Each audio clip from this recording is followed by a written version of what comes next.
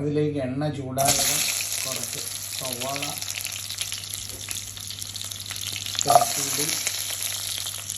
വെളുത്തുള്ളി, ഇഞ്ചി, 5 പച്ചമുളക്,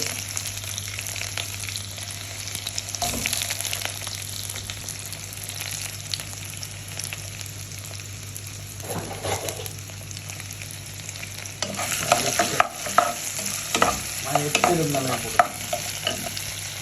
ഇഞ്ചി, പച്ചമുളക്,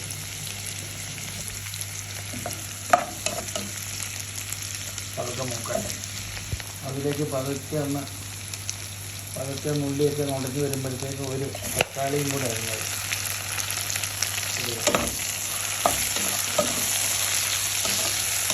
നന്നായിട്ട് വഴണ്ട് വരക്കാം.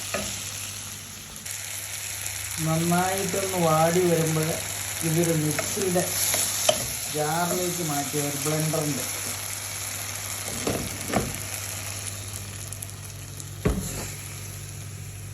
ഒരു മിക്സിയുടെ ജാറിലേക്ക് മാറ്റുക. അതേ ചട്ടിയിലേക്ക് അല്പം കൂടി അരിഞ്ഞ് വെച്ചിരിക്കുന്ന ചിക്കൻ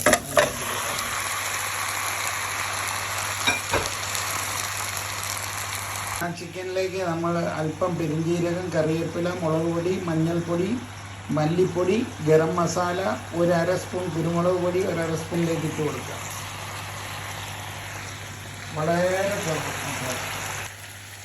അല്പം ഉപ്പ് കൂടി ചേർത്ത് നന്നായിട്ട് അത് ഇളക്കി കൊടുക്കണം.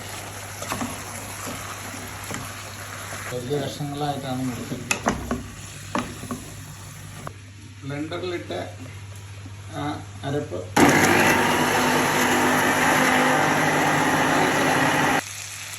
നല്ല അതിൽ പതുക്കെ ആവശ്യത്തിന് ഉപ്പും ചേർത്ത് അത് മൂടി വെച്ച് ഒരു 20 മിനിറ്റ് നന്നായിട്ട് മൂടി വെച്ചിരിക്കുകയാണ്. ഇനി അവസാനം നമുക്ക് മല്ലിയിലയും വേണമെങ്കിൽ ഒരു കഷ്ണം തക്കാളിയും കൂടെ അരിഞ്ഞിട്ട് ഗാർണിഷ് ചെയ്യാം.